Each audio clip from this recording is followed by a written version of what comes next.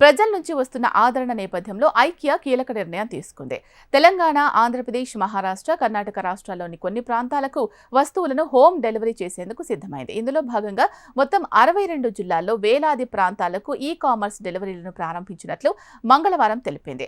IKEA ఈ పేరును తెలుగు ప్రజలకు ప్రత్యేకంగా పరిచయం చేయాల్సిన అవసరం లేదు.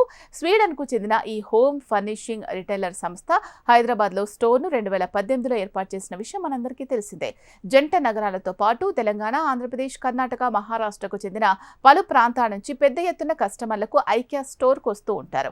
ప్రజల నుంచి వస్తున్న ఆదరణ నేపథ్యంలో ఐకియా కీలక నిర్ణయం తీసుకుంది.